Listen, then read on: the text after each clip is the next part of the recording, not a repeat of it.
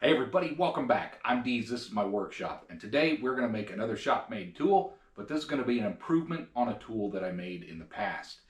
Something that I've been working with more is model engines, as many of you may know, and there's a few instances where I wanted to work on a piece in the mill vise and be able to remove it and put the second part or put it back in the exact same location so I didn't have to re-indicate or edge find my headstock.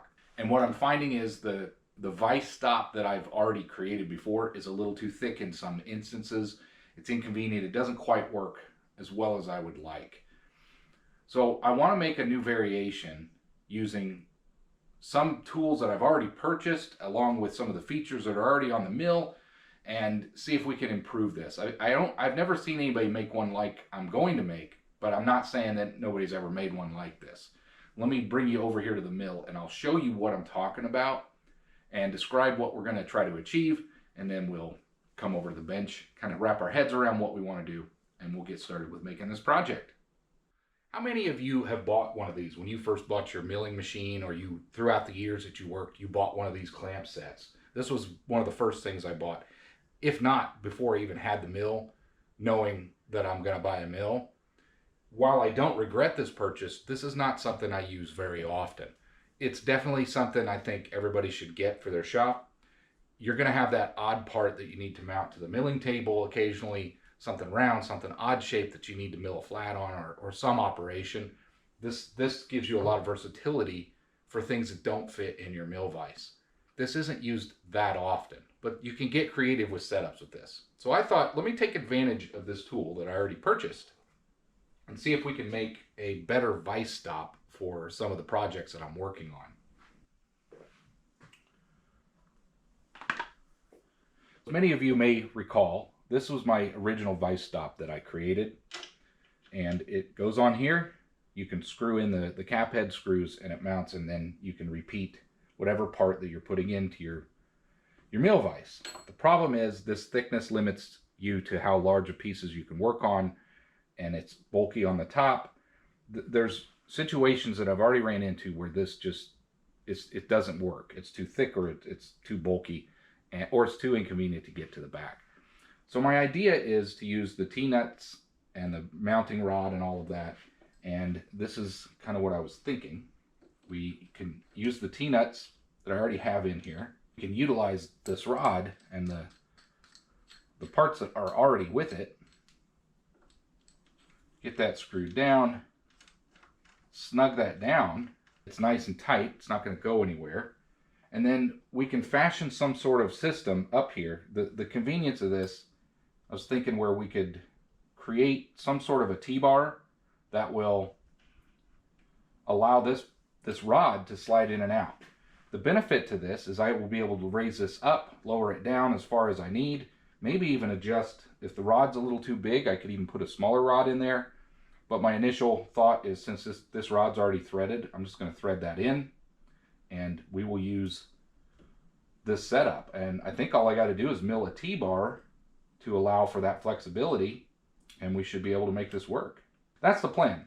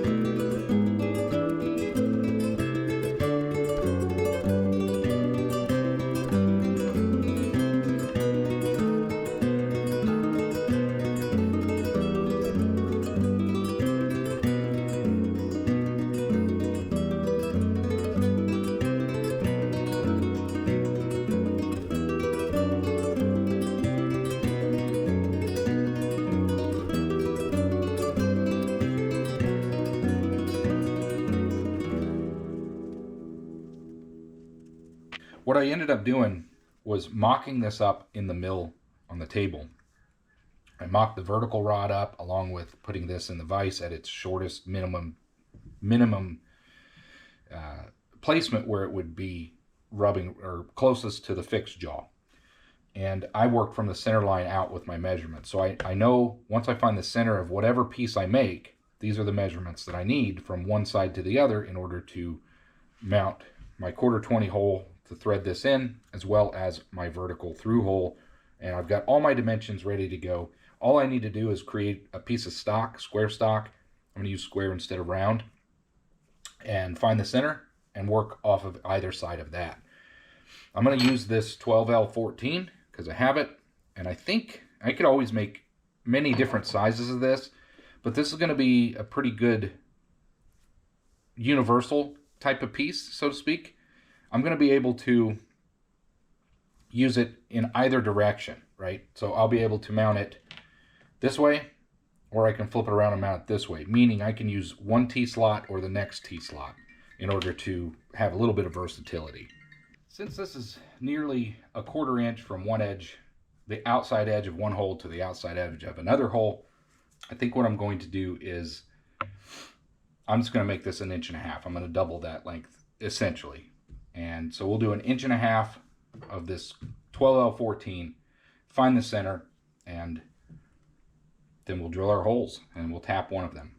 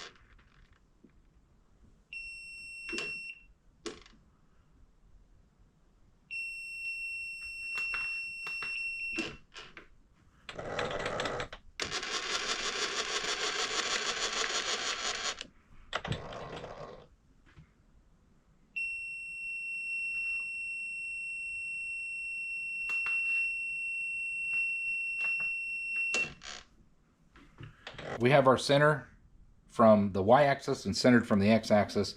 And for my previous calculations, I need to come over 178.5 thou from the center. We need to come over 1785 from center.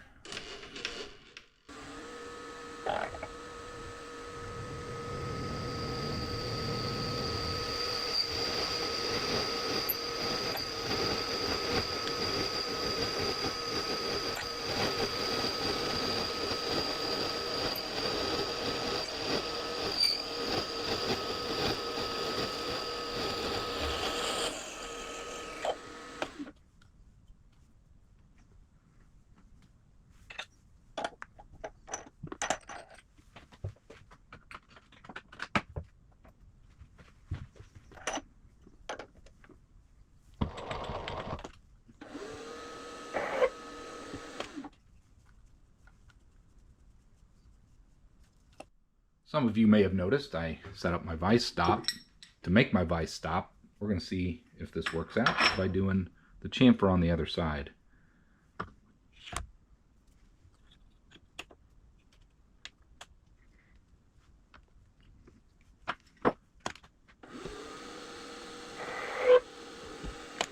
A little bit of chatter with that bit, but this worked. So I'm looking forward to actually getting this new vise stop made. I think it's going to help me speed up some of my operations when I'm working on this thing. But for now, this actually is large enough material where this vise stop works, so I'm pretty happy with that.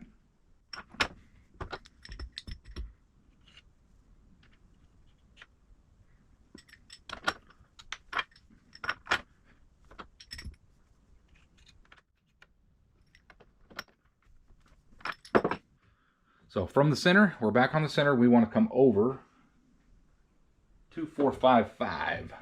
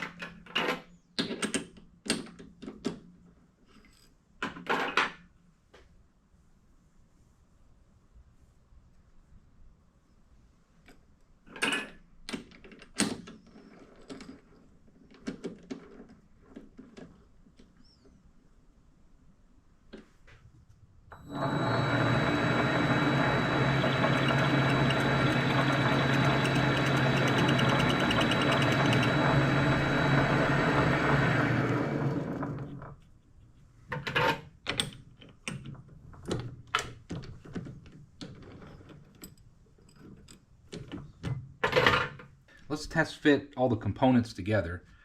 Now, when I bought my clamping set for the mill, they had boogered up and messed up one of the threads. I think these are all rolled rods to make the threads. And one end of this one is, there's just no threads there. And so nothing will really thread onto it.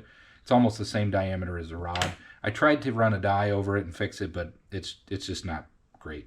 So I'll probably use this rod more often for this setup. However, I did make the through hole large enough for a rod that's not messed up, and that way it can fit through any of those rods depending on the height that I need. I may need something higher, may need something lower. But this will be the one I use most of the time. And this is going to be the setup. We're going to have this, of course, will be mounted in the table. And then we have this can be at whatever height we need to be. And I will use this cap head screw to fasten it, secure it.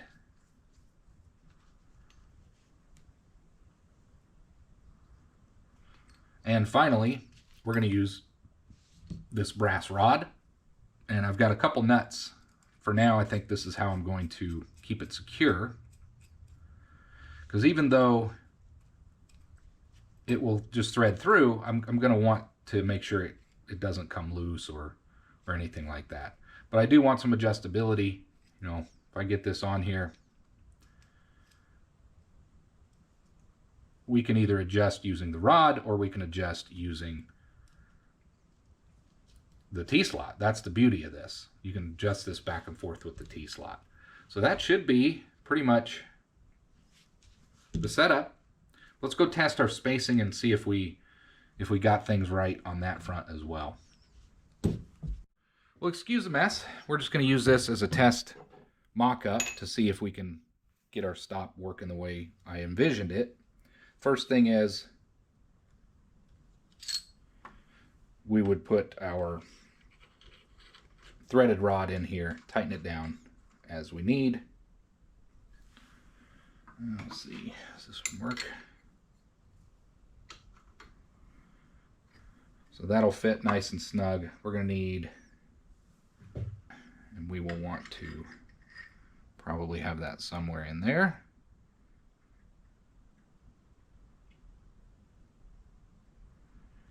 And tighten that down.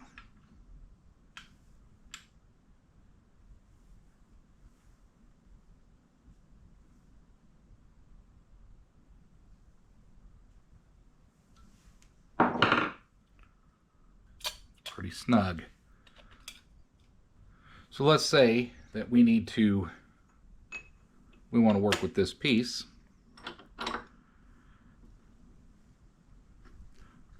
That's where we want it. And we are going to need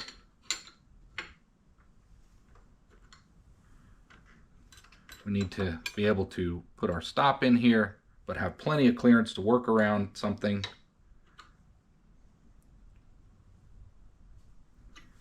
So now I can run a face mill all the way to the end. It's not going to bother with that. This is very rigid. And then if we need to flip it over end for end and work on the other side, pull that out, put it in for end, snug it up, and there we go. It's a very good setup. This is definitely better than what I had, or at least more versatile depending on the situation that I have. Overall, simple project, but another shop-made tool, especially utilizing some of the components that I already own and already purchased in the past. I look forward to using these more often. I bought them. I want to use them. This is a great way to do that. Very, very simple part to make to use the tools you already have. Well, everybody, I hope you enjoyed that project. This was a quick one, a fun one, a very simple project, but it's going to be very useful. I already know that because I've ran into the situation where I wish I would have had something like this before. I encourage you to make your own shop-made tools, especially these simple ones. They're fun to make and they're very useful. You don't need to go and buy everything. But what's really cool is I'm able to utilize parts of what I already own, these T-slots, and I have a lot of flexibility in where I can put this vise stop. if it's still not big enough, I can actually make a larger piece. It's very simple to make. It's very versatile. Overall, I'm really happy with this project. I hope you enjoyed.